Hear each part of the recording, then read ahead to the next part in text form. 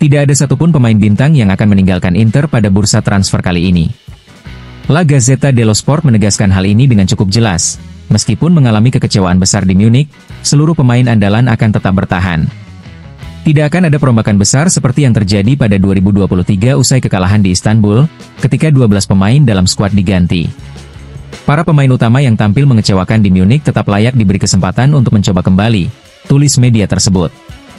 Kini terserah pada mereka untuk bangkit musim depan dengan semangat baru usai kegagalan melawan PSG. Klub pun berharap mereka bisa memberikan respon langsung di ajang Piala Dunia antar klub yang akan datang, yang juga penting dari sisi ekonomi. Oaktre telah menekankan pentingnya berinvestasi pada pemain muda, bukan pada pemain yang sudah mendekati kontrak terakhir dalam karirnya, lanjut La Gazzetta.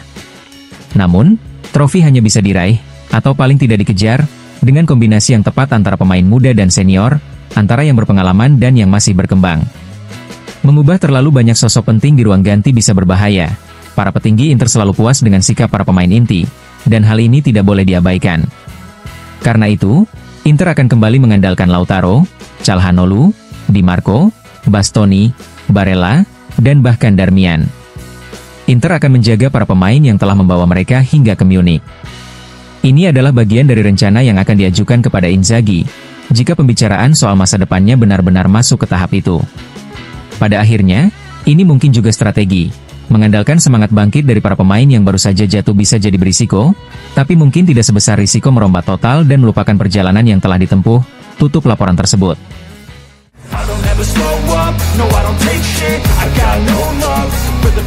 Jika pertemuan antara Simone Inzaghi dan manajemen Inter berujung pada perpisahan, maka klub akan segera mencari pelatih baru. Menurut Tuttosport, target utama sebenarnya adalah Vincenzo Italiano. Namun, Italiano telah memperpanjang kontraknya dengan Bologna dan tampaknya akan tetap di Emilia-Romagna. Sementara itu, Roberto De Zerbi juga tidak masuk dalam radar karena telah memutuskan bertahan bersama Olympique Marseille. Dengan demikian, tersisa 3 kandidat potensial, Christian Chivu, Patrick Vieira, dan Fabregas. Nama Fabregas menarik perhatian karena baru-baru ini menolak tawaran dari AS Roma dan masih terikat dengan Como, tidak hanya sebagai pelatih tetapi juga sebagai pemegang saham klub. Meski begitu, kurangnya pengalaman kepelatihan membuat namanya memicu perbedaan pendapat di jajaran manajemen Inter. Christian Chivu memiliki kedekatan yang kuat dengan Inter. Ia menghabiskan 7 musim sebagai pemain dan 6 musim melatih tim muda Nerazzurri. Baru-baru ini, ia tampil baik bersama Parma, menyelamatkan klub dari zona degradasi dan mencatat hasil positif melawan tim-tim besar seperti Napoli, Inter, Fiorentina, Lazio, serta kemenangan di markas Atalanta. Terakhir, ada Patrick Vieira yang dianggap lebih berpengalaman dibanding Fabregas dan Chivu. Selama melatih di Genoa, Vieira dinilai mampu menunjukkan pendekatan yang matang dan rasional dalam mengelola tim.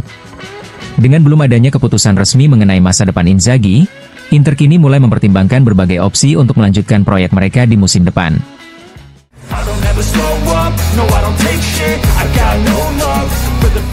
Kemungkinan Simone Inzaghi melatih Al Hilal tampaknya semakin mengecil. Menurut laporan La Repubblica hari ini, kekalahan memalukan Inter dengan skor 5-0 di final melawan PSG di Munich bisa mengubah rencana dengan cepat.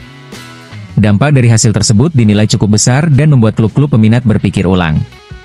Al Hilal, yang tengah berupaya mempromosikan citra sepak bola Arab Saudi menjelang Piala Dunia 2034, tampaknya tidak ingin mengambil risiko dengan menunjuk pelatih yang baru saja mengalami kekalahan telak di panggung dunia. Dalam konteks pencitraan, Inzaghi saat ini dinilai bukan sosok yang tepat untuk menjadi wajah proyek ambisius tersebut. Sebelumnya, Inzaghi sempat menarik minat dari klub-klub besar seperti Paris Saint-Germain dan Manchester United. Ia juga pernah masuk dalam daftar pendek yang disusun Cristiano Giuntoli untuk melatih Juventus. Namun, belakangan ini Giuntoli sendiri dikabarkan semakin menjauh dari proyek Juventus, yang membuat skenario tersebut semakin tidak relevan.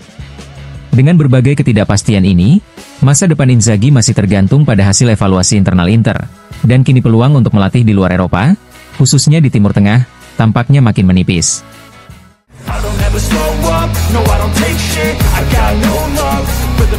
Penolakan Francesco Acerbi terhadap panggilan tim nasional Italia menjadi salah satu berita utama di berbagai surat kabar hari ini. La Repubblica turut menyoroti keputusan B Inter tersebut, sekaligus mengingatkan bahwa penolakan untuk membela timnas bisa saja menimbulkan konsekuensi hukum.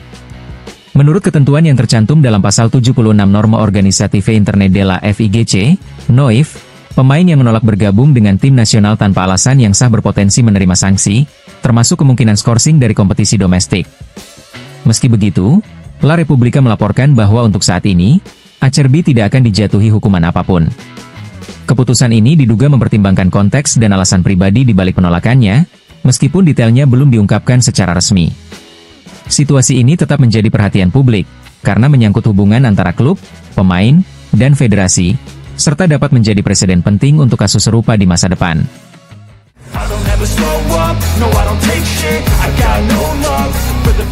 Tidak akan ada revolusi besar di skuad Inter, namun sektor penyerangan dipastikan akan mengalami beberapa perubahan penting. Seperti dikonfirmasi oleh Corriere dello Sport, nama yang paling menonjol sebagai target utama adalah Rasmus Højlund, mantan striker Atalanta yang kesulitan beradaptasi di Manchester United. Dengan Arnautovic dan Korea dipastikan akan hengkang, serta posisi Mehdi Taremi yang belum aman, Inter membutuhkan pelapis yang tepat untuk duet utama Thuram dan Lautaro. Dalam hal ini, Højlund dianggap sebagai profil yang ideal. Bahkan, namanya kini lebih diunggulkan dibandingkan Joshua Zirkzee dalam daftar prioritas. Meski begitu, Inter tetap harus meyakinkan Manchester United untuk bersedia melepas Højlund dengan status pinjaman, sebuah negosiasi yang tidak akan mudah, tulis Corriere dello Sport. Sementara itu, untuk posisi striker keempat, Inter mengarahkan perhatian pada Angelo Bonni dari Parma. Namun, klub tidak ingin terjebak dalam negosiasi mahal dan siap mundur jika Parma mematok harga yang terlalu tinggi. Dengan strategi yang hati-hati namun tegas, Inter tengah merancang ulang lini depannya demi memperkuat skuad tanpa mengorbankan stabilitas finansial klub.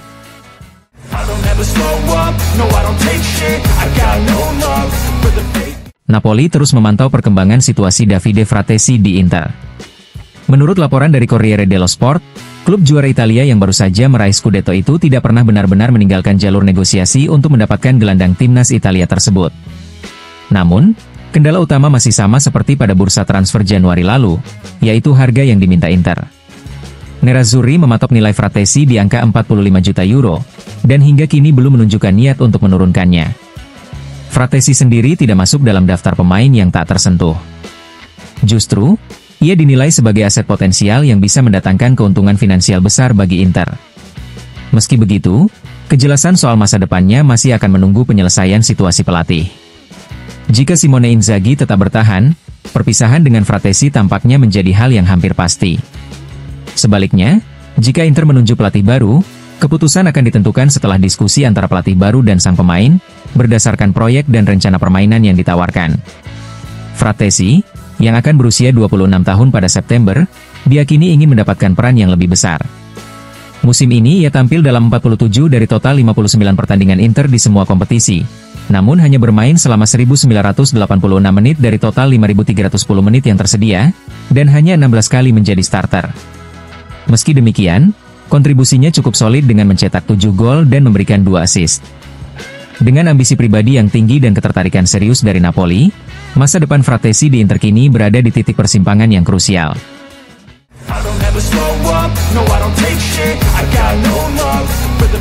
Kekalahan telak di final Liga Champions menjadi penutup pahit bagi musim Inter, meski perjalanan mereka belum sepenuhnya usai.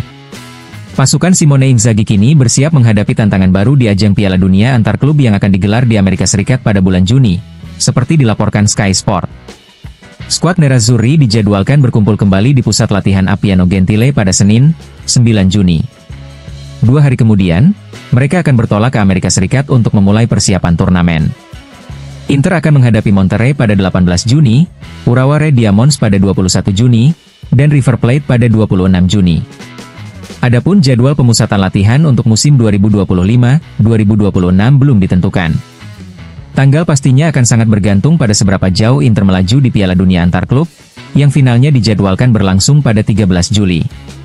Meskipun dikecewakan oleh hasil akhir musim ini, Inter kini mengalihkan fokus untuk tampil kompetitif dan menebus kegagalan di panggung dunia.